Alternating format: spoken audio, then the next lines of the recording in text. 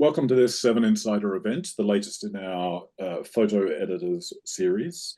It's a great pleasure to welcome you, Fiona, as one of our editors. We've been trying for a long time to find a spot in your schedule to have you, so it's great that that's now possible. As people probably know, Fiona is head of photography at Guardian News and Media, based in London, and last year was also the chair of the global jury for the World Press Photo Contest. And as we were just discussing, back recently from African Photo Fair, lots of experience in the field. To kick off, Fiona, because you're going to do a little bit of a presentation taking us through the work that you do, tell us about your responsibilities at The Guardian as head of photography and how you came to be a photo editor. Okay, well, I'll tell you how I came to be a photo editor. When I was a young student, I had ideas about journalism, and I really kind of imagined myself sort of, writing fancy features on a lovely glossy women's magazine. And so off I went to journalism college to learn how to write.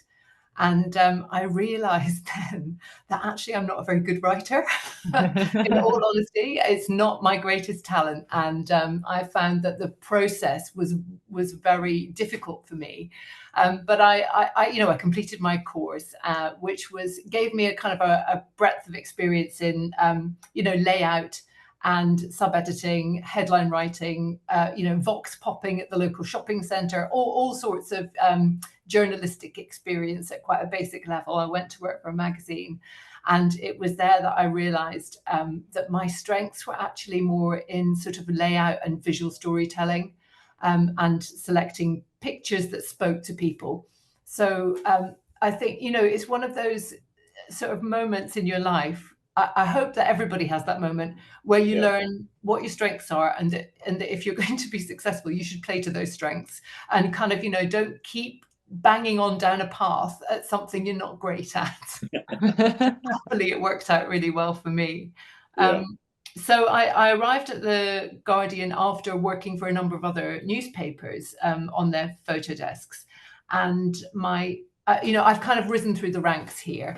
And my primary calling really is to work in news and documentary reportage photography. But that's great at the Guardian. News is our core business, so it's been a really good fit for me. And now I lead the team as the head of photography. I mean, I must kind of emphasize that as well, that we are a team of photo editors. There's about 25 photo editors here altogether, and every one of the team, they're incredibly experienced people. And, I think for all of us, photography is not a living, it's actually a way of life, and it's a passion. So it's not difficult for us to really enjoy this job that we do. So yes, on a sort of day-to-day basis, I'm leading the team. I'm advising on kind of ethics and direction of travel.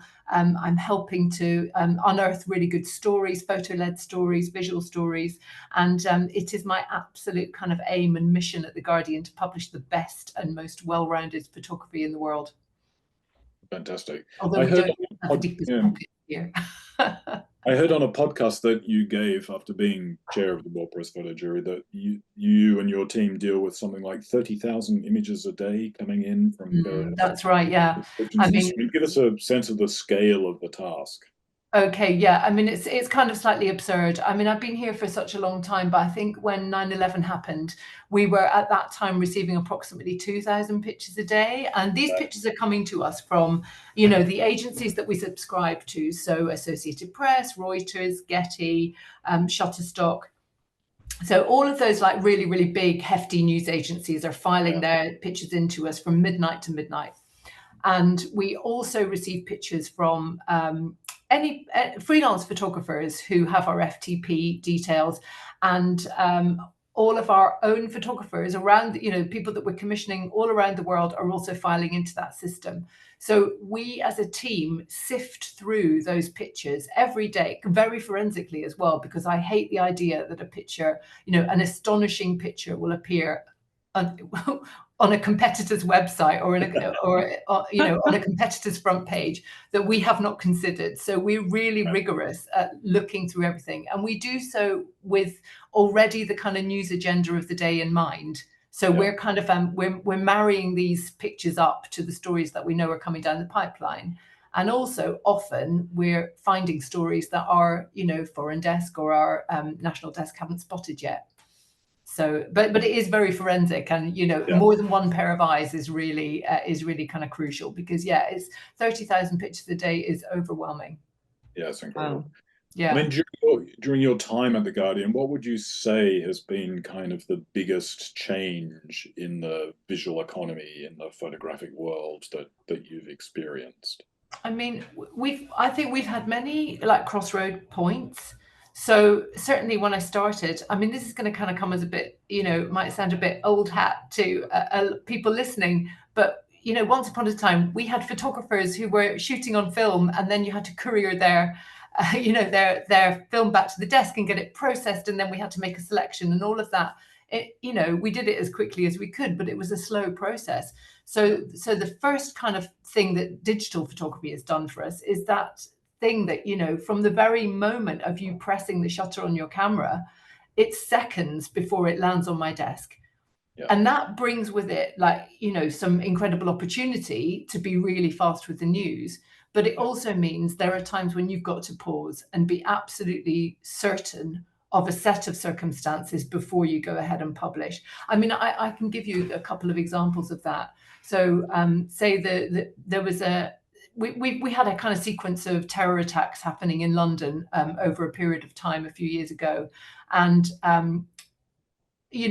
London's quite easy to move around, so we were getting photographs into the desk, within minutes of people having been, very badly injured, perhaps critically injured. And had we published those pictures without stopping to check what had happened to those people, then their loved ones might have known that they had been involved by clicking on our website, and that's not what we would want. And especially if we didn't know that those people were, safe, or if they had, sadly died. So there are moments where we just have to measure ourselves and pause and be sure and check and make, be totally certain of what we're going to publish. So good measure. And then there's also been that kind of development of video as well.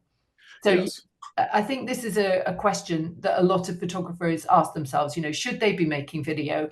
Does video, eliminate the still image? And for a moment there, we were all just kind of poised, waiting to see what this would bring.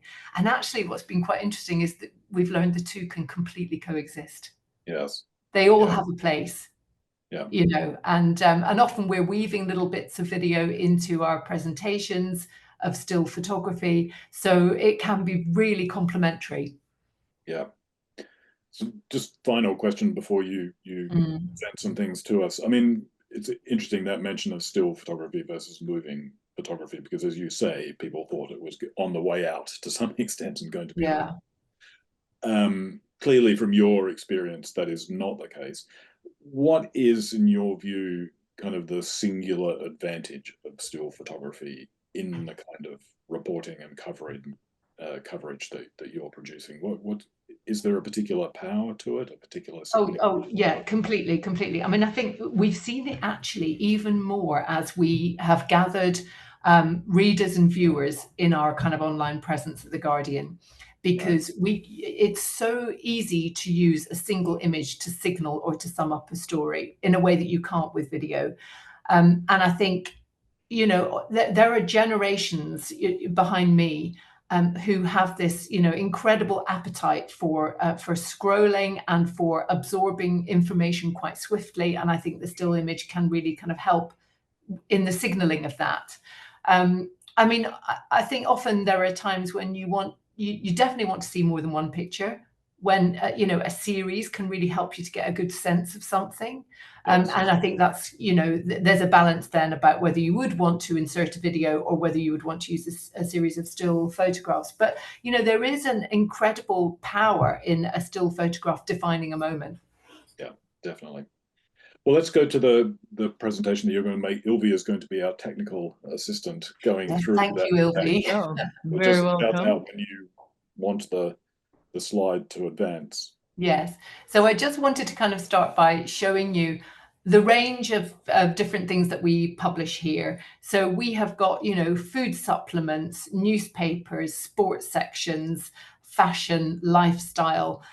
These are published on a daily and a weekly basis at The Guardian and The Observer. And of course, it demands a great variety of skills to produce that type of photography, which we often do, at pace and with a mind on the budget. Wait, something happened. The share stopped. I'm sorry. No problem. Thanks so much, Ilvy, for doing this. We were having technical difficulties before. Yeah. So then, of course, we were originally really just a kind of a British newspaper, a UK-based news organization, and then the web came along. And so, Ilvy, if you click onto the next slide, you can see that obviously we are connected all over the world. And with this little link here, that little link, yes, perfect, right. So here we are looking at the front page of the UK edition online. We also now publish a European edition, an Australian edition, a US edition, and an international edition, all of which kind of serve up more bespoke stories to the ones that you find on the UK edition here. But again, you get this kind of sense of variety. We've got, opinion pieces. We've got what's on TV tonight, some film reviews, and we've got these amazing opportunities for photography. But what this has done really is it has changed the direction of travel for our organization, because we are really concerned with stories that have a global resonance, that kind of connect us around the world. We don't just want to be publishing stories about London or about England or about the UK. We want to be publishing stories that have a global reach, and that makes complete sense to our readers, to our footfall, and to our kind of business model as well. Because probably, as many of you know, The Guardian has never gone behind a paywall. So what you view online is, free up to a point, but you may wish to contribute if you value what we do. But it really helps us we wanted our journalism to have a really broad reach and not to exclude anybody. And this has been sort of part of the whole business model going forwards.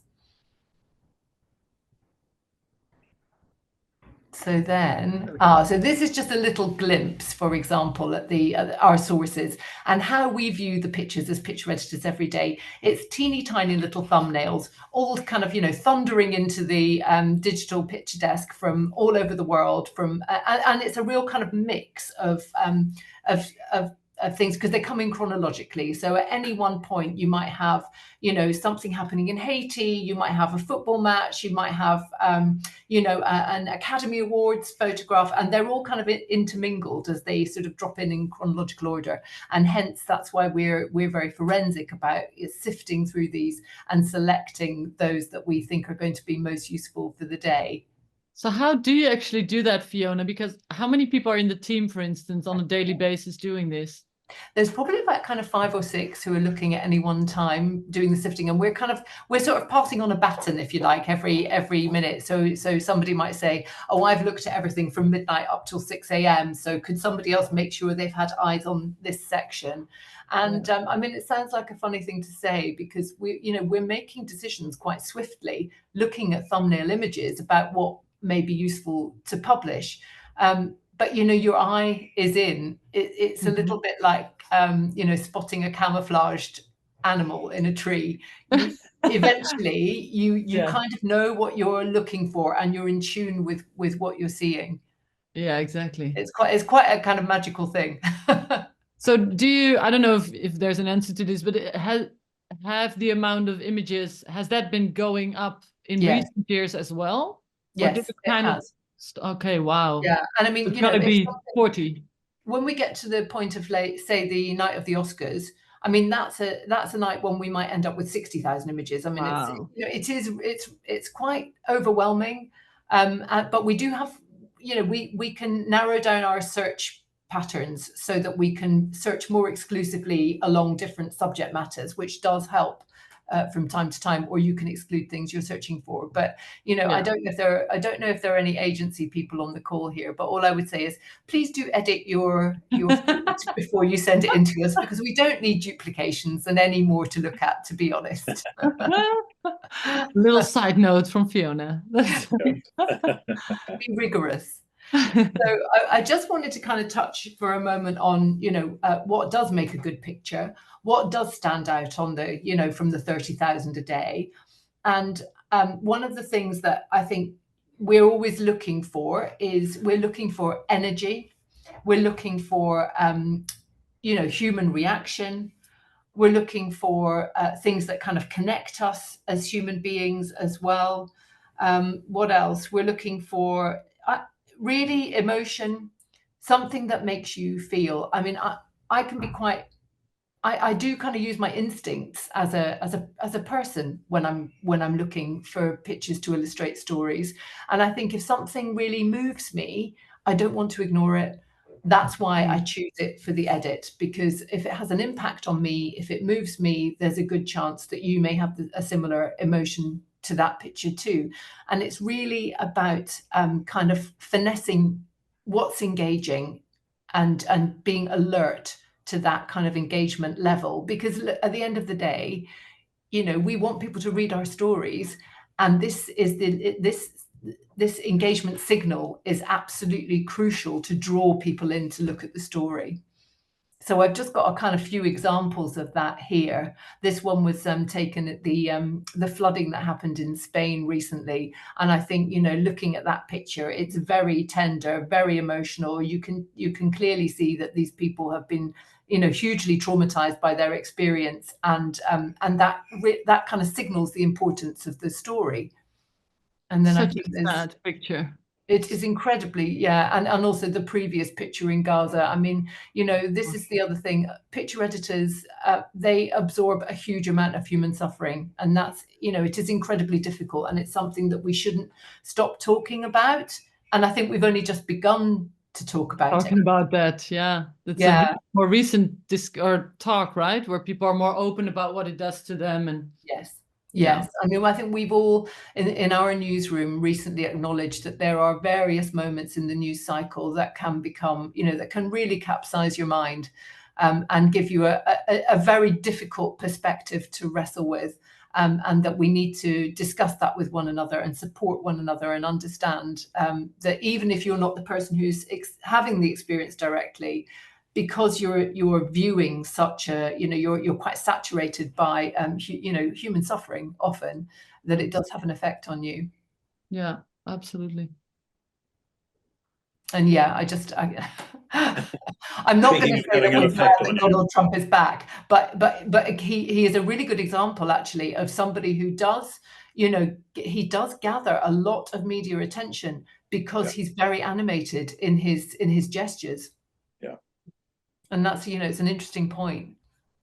This photograph, I mean, yeah, you know, you talk about the power of a still image, and this was one of the most powerful photographs of that year. And it's the man is holding the hand of his dead child who's been crushed during the Turkish earthquake. And I know this photograph went on to be recognized by World Press as well. But this, you know, I think I was working as a picture editor on the day that this photograph came in, and, you know, again, there was an overwhelming feeling in the newsroom when we all looked at it collectively. Everybody had a similar response to it. It was extremely powerful, and, you know, and just so moving. And that, I do think that's exactly what you're looking for in a photograph to tell, you know, to hook you into a story. Yeah. And this is of a very similar nature, in that, you know, again, you've got a very harrowing moment for this person. And I mean, I've included this because it touches on a subject that's been very we've been reporting on very passionately at The Guardian. It's about climate crisis. And one of the things that we became involved in was a sort of study to find out what types of pictures engage people around climate crisis. And what was kind of coming out of the study is that the sort of slightly cliched image of the polar bear on the sort of melting iceberg had was no longer kind of resonating with people. It didn't make people think, oh, I should change my habits, or this is anything about me, or anything to do with me. So there was no kind of call to action in it. It had, people had almost become a little bit snowblind to that type of image.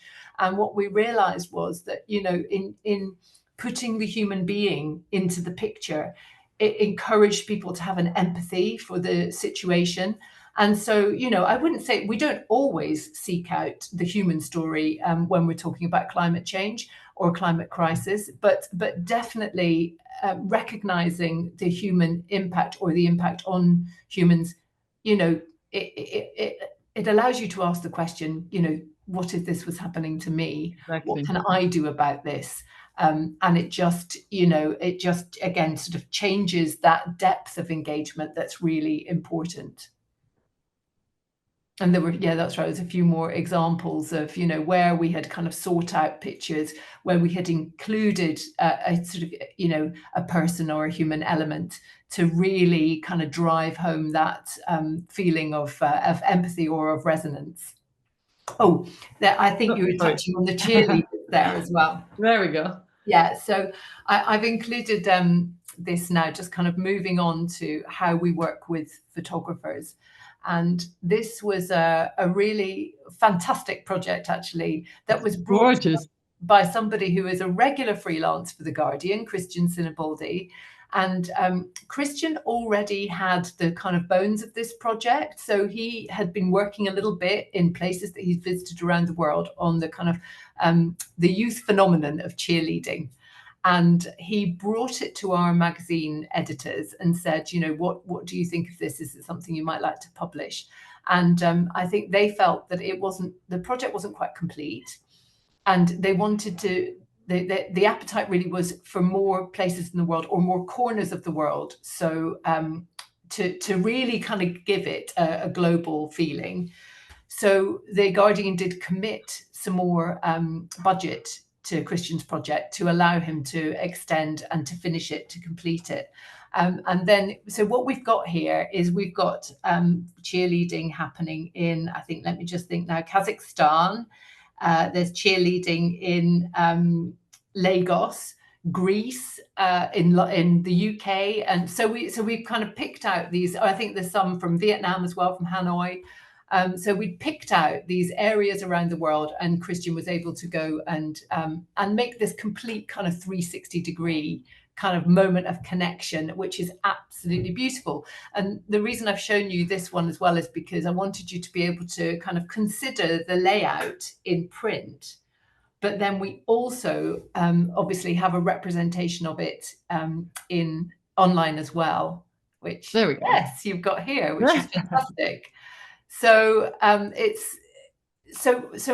whenever we're making work together with photographers, we have to now consider how it will look in print, but also does it translate online, or even, reverse that. We've got something that we know will work brilliantly online. Will it translate into our onto our print products?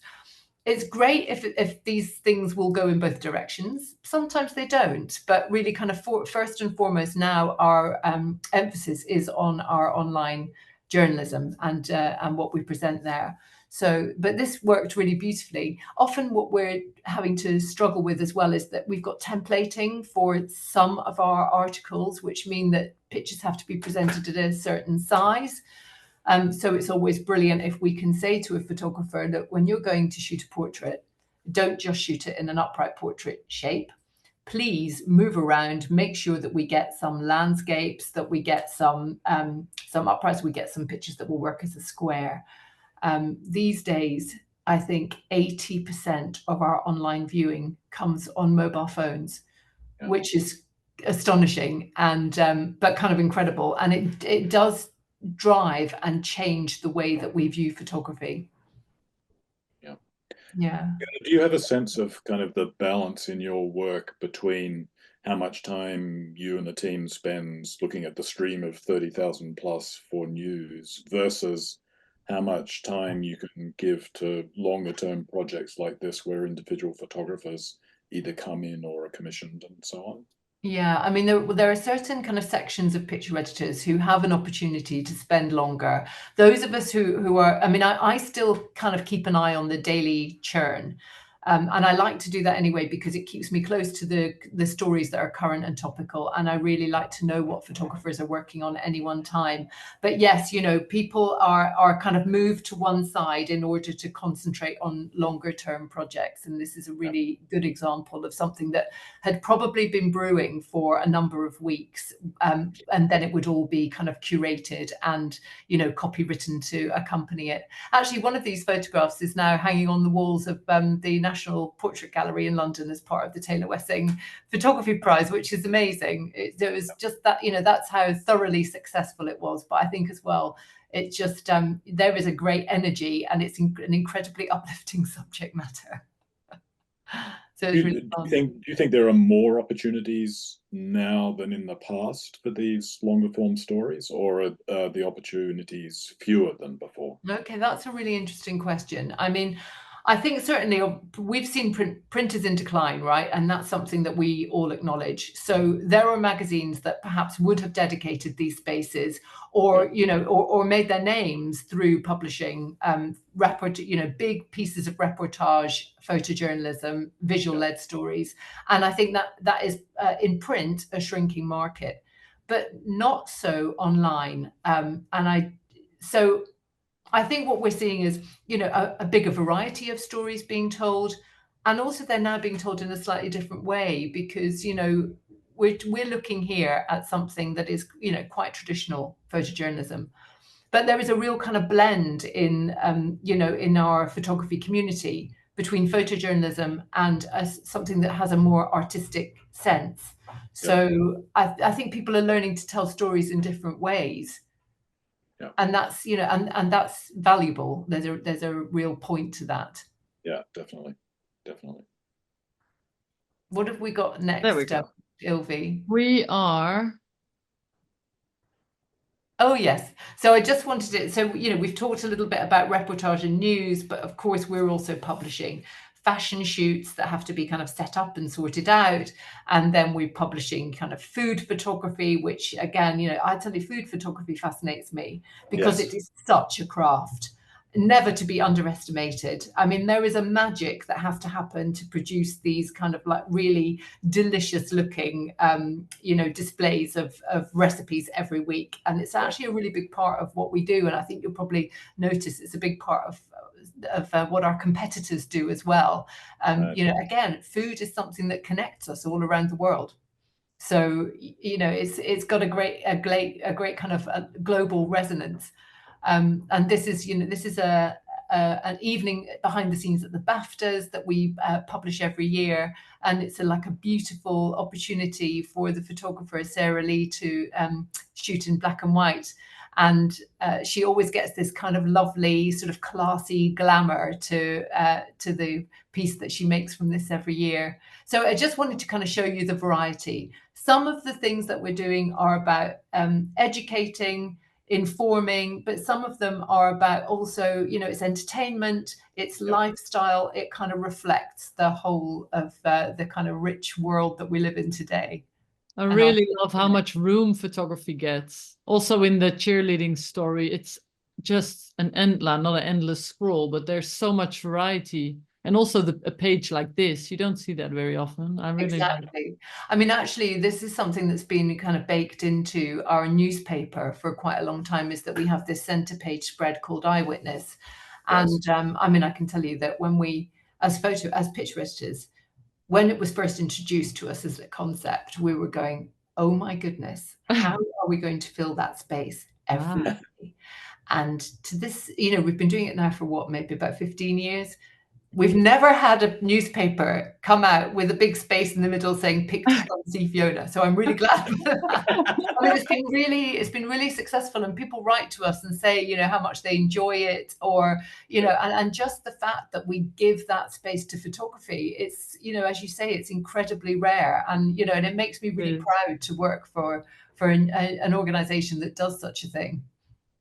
Gorgeous. Oh, sorry about that. Oh, I wanted to show you this little bit about sports photography as well, because this is a brilliant photo essay that our picture editor, Johnny Weeks, put together after the Olympics.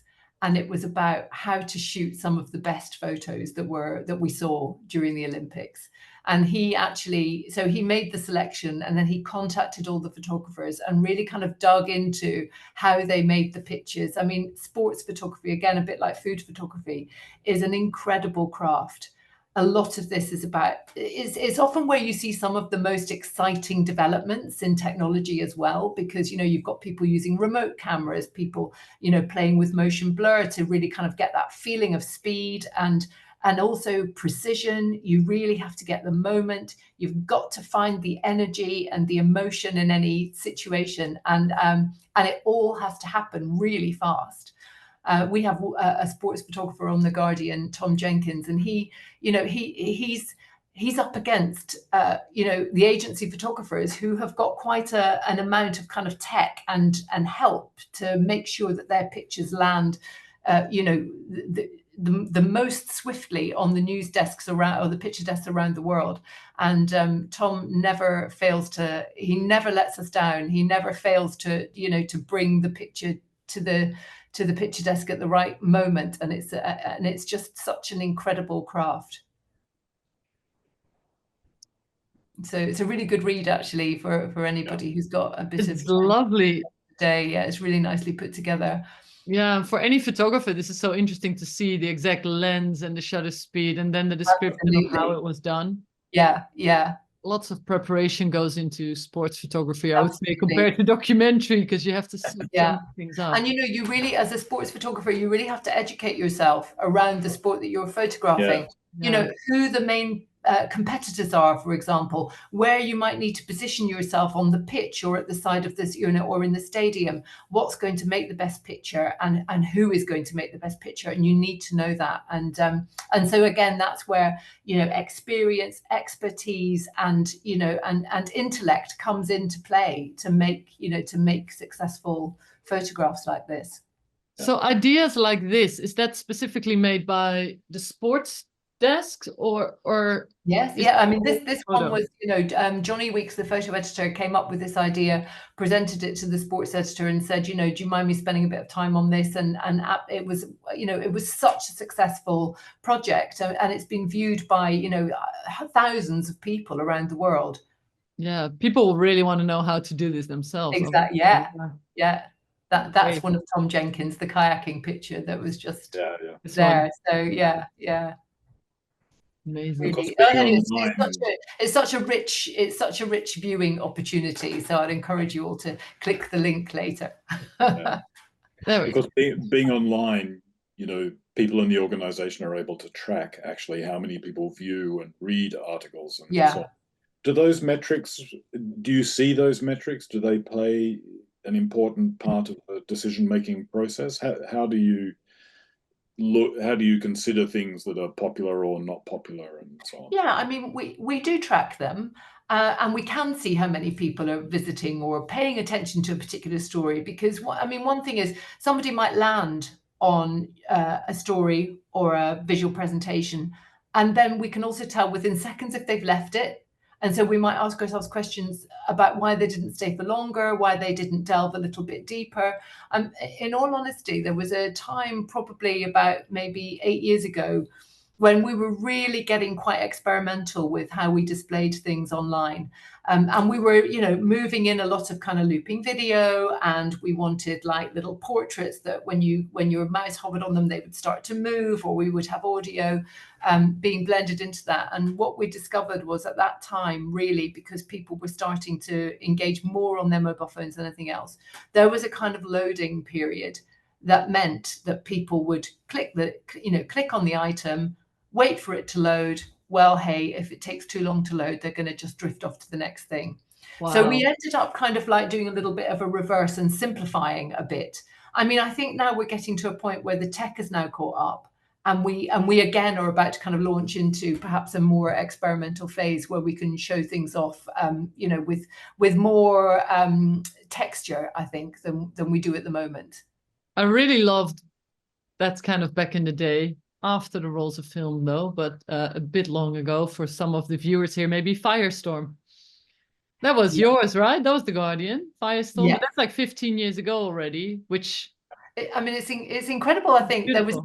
there was this moment where everybody was you know, kind of desperate to try all these new tricks, Video, audio. and you know, and I think yes, it's quite right that we should try them. We do want to be progressive, and we do want to keep up with, you know, with the mood and the appetite, and you know, and the way people are digesting their information these days. I mean, a lot of young people now really get a lot of information from TikTok. So you know, I think we have to consider how we present ourselves on different social media platforms as well. We all, you know, we do present on Instagram, we do present on Facebook as well, but you know, as we know in our generation, Facebook is not as popular these days.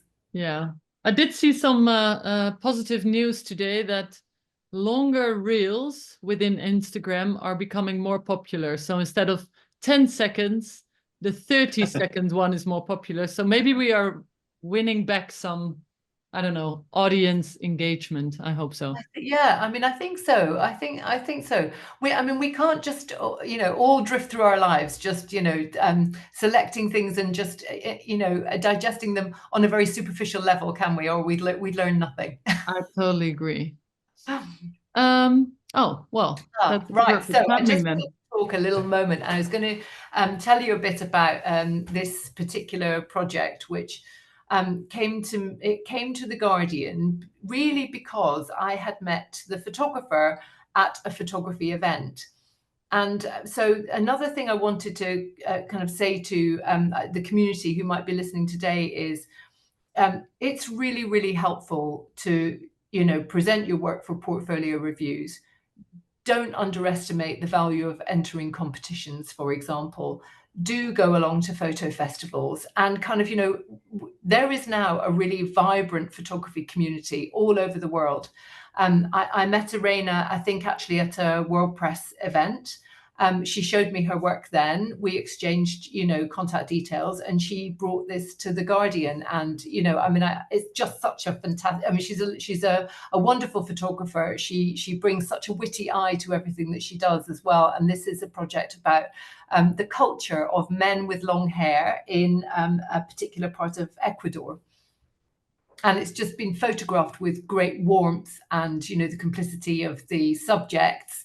And, you know, there's some humor in it as well. And so I was really delighted, you know, to meet Irina and to find the work. But, you know, we find it often by stepping out of our offices and getting to meet one another and really making the most of those opportunities. So, yeah, I take part in, myself and all of the team we take part in portfolio reviews. We go to we visit photo festivals. We all take part in sitting on judging panels for photography competitions. And it's a great way of unearthing new work. I think this is such a good story, which also shows things don't have to be newsy, or you really have a very broad scope of slower stories too. Yes, exactly. And, you know, the news, because it's our core business, and we are all aware that we live in a world that is, you know, the reality of it at times can be unremittingly grim. And, you know, to find a story like this that is told in such a, you know, in such a generous way, with such a tender eye, and, you know, with a kind of feeling of fun, it's just, I think it's just something that's really rewarding for all of us, isn't it? Absolutely. Let me see where we are. Yeah, and then another of a similar nature, because I actually met the photographer at the Perpignan Photo Festival. Although I'd seen her work, it had crossed my desk when I was judging a photography competition. But then we met, we exchanged email addresses, and she presented this like really magical story about this the coldest place on earth. Wow. And we published it just at the moment that we were going into British wintertime. So we're all starting to kind of think, oh, you know, we've got some difficult cold months ahead, and it just really resonated so beautifully. And then we kind of played around with a slightly different way of presenting this, with the kind of text moving in parallax. It's a great way of giving you a lot of photography without the kind of endless scrolling, which works really brilliantly with this. Beautifully done. Yeah, it's just such a wonderfully photographed piece of work. Yeah, this is lovely. Yeah. So again, you know, you can't always wait for these things to come to you. You have to kind of get out there and make a point of meeting the people, finding out who's making the work. And, you know, the whole team here at the Guardian and Observer make a huge effort to do that. And then, oh yeah, so this is a great project made by a Nigerian photographer, and Andrew Asebo. And Andrew had made this work with our Guardian global development team. And I just wanted to tell you a little bit about how that works. So, you know, yes, we have a budget for pictures, and our budget kind of covers the pictures that we buy in from agencies, etc., the commissions that we do every day, and our staffing, etc. And really, kind of once we get to the end of the year, there's not much left. But we are fortunate at the Guardian that we have this philanthropic foundation funding. So there are philanthropists who they will give us sort of an award of money to publish stories on a particular topic or subject. This one was published under the umbrella of global development. And the great thing about this philanthropic funding is that the philanthropists, yes, they can choose the subject, but they can't have any they can't have any say over the editorial direction. So that's entirely up to the Guardian editors. So there is still, we retain that kind of impartiality. So editorial control stays within the Guardian. So that's really important to say. But it's great because it allows us to kind of do a little bit of you know, a deeper dive into something. This story, in case it's not apparent, is about it's a solutions-based story. It's about recycling tires in Lagos. And the tires are made into kind of swings in playgrounds. They're made into benches. They're made into seats. They're made into fences. And it's just, you know, like it's a really clever story. Now, on this occasion, the photographer didn't write the text themselves, but what we did was we teamed them up with a journalist, and the journalist interviewed him about his experience making the work and kind of extracted his knowledge about the set of circumstances.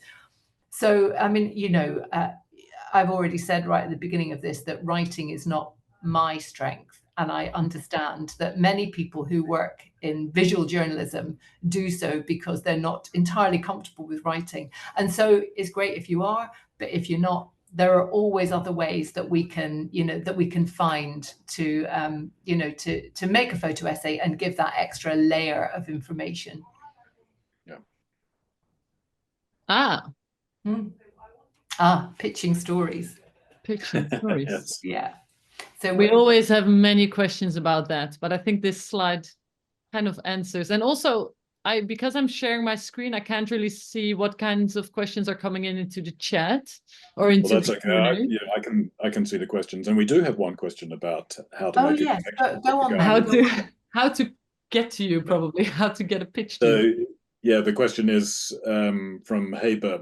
How can emerging photographers who have no connections or relationships with anyone in the Guardian get photo stories published? How, as a freelance photographer, can you get access to the FTP system you mentioned? But I think it's the general question of... Yeah, I mean, how all of kind the, of kind of how all to of the, pitch and how you like to receive a pitch. yeah, I mean, so first of all, yes, we look, you know, through we're looking for work through portfolio reviews and photo competitions and et cetera, as I've just said. But really anybody can make a pitch to us. The first thing I'm going to say here is that I'm not alone here, that I receive about 250 emails a day. I mean, it's kind of a bit of an insanity.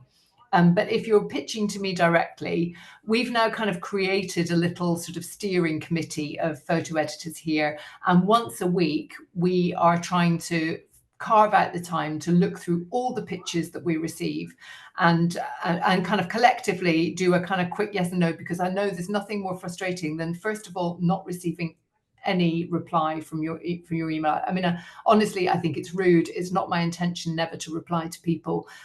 So we do what we can to make sure that people do receive a response, and also a kind of relatively swift one, because often the work that you're pitching is quite time sensitive, and if it's something that we don't want to publish, then you need to get it out to somebody else and be sure that you can. So you can pitch to, I think it's photo.pitches@theguardian.com. Now I've said that out loud. There'll be a deluge, I'm sure. Yes. Or you can pitch to me, or you can send to the general picture desk. But any which way, there will be a team of us who will try to make a point of answering on a weekly basis. So in order to get the attention of a busy person, and I learned this on a management course once, the smart thing to do is to pitch in a pyramid form. So be really clear, almost like a headline of the subject matter. Then have maybe a paragraph, a brief paragraph, just expanding a little on what your story is. And then in the third layer, the deepest layer, you can be more, you can give a lot more detail about your project. But for me, the thing that I want to see is I want to see the strength of your photography. So always include a PDF that shows your photographs. I mean, and most picture editors can tell kind of more or less in a heartbeat whether it's something that they want to spend a little bit more time with. But and that the first line I've put there as well is consider who you're pitching to.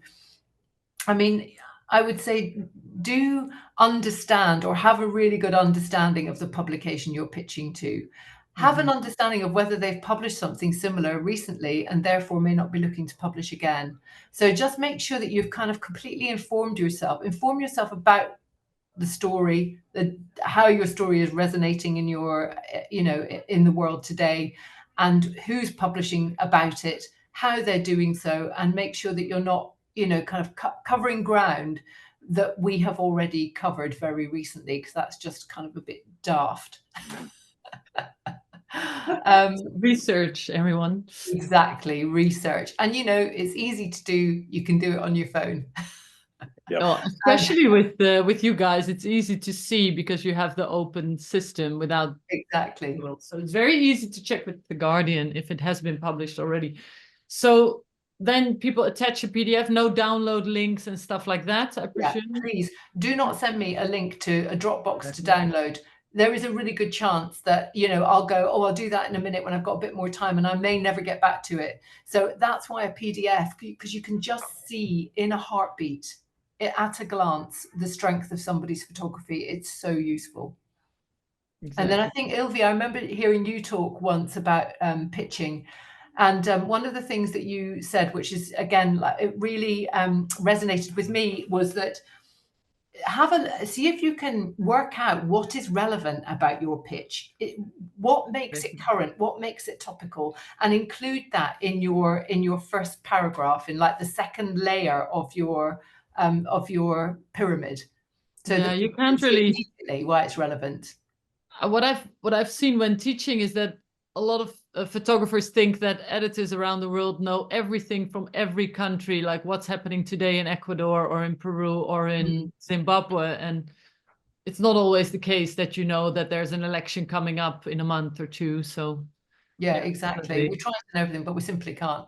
No, there's no way. Kind of like the middle line there that I've got about editing Again, this is something that was shown to me by a fellow photo editor from another publication, and Who is watching, Fiona?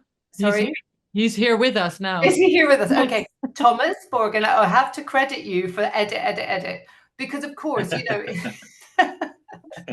it's one of those things. It is incredibly difficult to edit your own work as a photographer. So always get somebody, because you're too close to it, you're really involved, and it's very hard to extract yourself and work out what it is that other people see in it. So do ask a friend, get another colleague, somebody to look over and just kind of do a little litmus test of what are those images that mean something to them, or that catch their eye, or that elicit a gasp, or some form of reaction. I think it's really, really helpful to get somebody to look over your work. And by the way, don't include something that's out of focus, or that you don't believe in yourself, because it can kind of destroy a series if there is something in it that's a little bit second rate. So do be ruthless as well. And then that kind of consider flow and rhythm to avoid a flat line. It's almost like including punctuation marks in something that you're writing, or putting a little bit of salt and pepper into a recipe. Just make sure that you have a flow to how you're presenting your work, and especially if it's a series. And then this is another thing that I think that Thomas speaks about really, really well, which is about taking a risk and being brave. Because you've seen now that I look at these tiny little thumbnails all the time, and I want something to jump out at me and give me that little kind of moment of, oh my goodness, look at how astonishingly somebody photographed that. It doesn't always come from taking the most obvious route. And I think when you're following a brief, yes, you do want to make sure that you are delivering something that's appropriate for that brief and to that publication, but also just throw into the mix something a little bit other that will surprise a picture editor, because that might just be the hook that you need. This is extremely helpful. I'm pretty sure everyone behind their desks are now, behind their laptops, are writing stuff down. I've got a couple of questions, actually. Yeah, go on. Relating to pictures there's from many people in the audience. One is, Fiona, do you prefer pictures prior to the production of work? I think actually, if we go back to the cheerleading example, that story, you said the photographer actually came in with part of the story, yes, and then went away to develop. Is that a standard way of working, or does it just depend? It does just depend. I mean, sometimes a story will develop simply out of a pitched idea. But I really think that because there are so many people pitching these days, that is quite rare, and you're not necessarily sure what you're going to get at the end of it, unless you're working with somebody that you already know and you can be pretty sure of. And sometimes what we do is, somebody will come up with an idea and say, look, I'm looking for some grant, for some grant funding for this. So would you perhaps do me a letter of interest that will help me to get the grant? And then because you've done the letter of interest, I'll come back and show you the finished work. We haven't given any guarantees of publication, but we have kind of facilitated that work being made. But I think, in all honesty, it's incredibly risky for somebody to come to me with a pitch. I don't quite know what I'm going to get, and I'm going to have to commit a lot of money to it in advance. It would be rare for that to happen. So better to have some sample of work, beginning to start with. Yeah, something to show. Yeah, excellent. A question from Tobias: is it worth pitching a whole piece that is text and image? Do you accept that, or? Yes, we do. I mean, there's a really good example. One's gone up today. Finbar O'Reilly has done an incredible piece of work on the fishing trawlers in Ireland, looking at what the kind of state of the fishing industry is. And Finbar photographed it all and wrote all the words. Yeah, excellent. Yes. One of our newest, latest 7 contributing photographers, Finbar. Excellent. We're very happy to have him as part of the group. Yeah, but that's a really good example of how one person has been able to bring the whole thing together, and it's great to do that. But please don't be discouraged, as I say, if writing is not your thing. We can always find another way. Yeah, and as someone has just pointed out, Finbar actually did start as a journalist before becoming a photographer, so he has that slight advantage when it comes to writing. But yes. A question from Haber, which I think is an interesting one. You talked about don't underestimate the value of entering competitions. They ask, what about paid competitions where people have to pay to enter? Is there a differential status of competitions, paid versus unpaid? That's a good question. I mean, I think I understand that paid competitions happen because often the administration that goes behind a paid competition, it can be quite elaborate. I think maybe just keep a little eye on, who the industry professionals are, where they're taking part, and perhaps like whose attention you want to attract. Yeah. I'm trying to think of so some of the competitions that yes, I've taken part in the lens culture competitions, for example, and some of my other colleagues have as well. But World Press, okay, that's a particular standard. But then there's the Taylor Wessing Portrait Prize. I think there may be a small fee to enter that. I think you're going to end up in a kind of mix of all of that, really. And it's the same with portfolio reviews. Some of them you do have to pay a small fee to enter. Some are free, and maybe a really good thing that Seven could do is to share lists of those to photographers. Yeah. I think a lot of people are afraid that some of these awards are kind of a scam to make money. I always try to see, if I don't know the award and they ask money and I don't know the name, I always try to see who's on the jury. Yes. 9 out of 10 times that also shows you if it's legit or not. Exactly. Yeah, I would do that. I would just have a little scan as to who's on the jury before you enter a competition. And that'll give you a really good idea anyway, whether it's worth your while, because, if it's mainly book publishers and that's not what you're looking for, then you don't want to be there. Or if it's, if it's mainly news picture editors and you're not working in reportage, then you probably don't want to be there. So yeah, it's horses for courses, really. Yeah. Excellent. Well, we have time for a couple more questions if someone in the audience wants to drop those in. I have a question for you, actually, Fiona, because you just came back from the photo festival in Lagos. In Abidjan. In Abidjan, sorry. Yeah, and I was wondering if you also have some advice for photographers when it comes to live pitching, so basically portfolio reviews, how to behave, some do's and don'ts, what not to do when meeting an editor at a photo festival and showing your portfolio. Yeah. Okay. So again, I think consider who it is you're meeting. And before you go, really think about what it is you're hoping to get from that person. Because you might come to see me because you want me to publish your work in the Guardian, in which case come with your current story.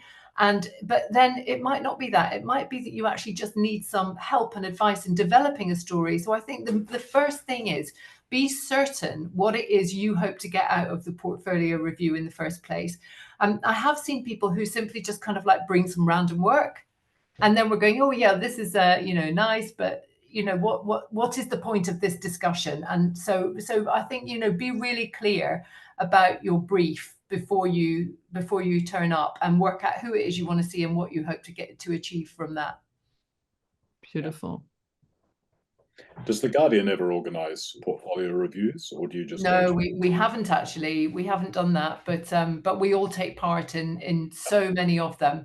There's a couple of like really big portfolio reviews that happen in the UK that we can get to easily. But since COVID, actually, it's been really a sort of it's totally changed the way that we connect with one another, hasn't it? Because we can now do portfolio reviews online. It's really phenomenal.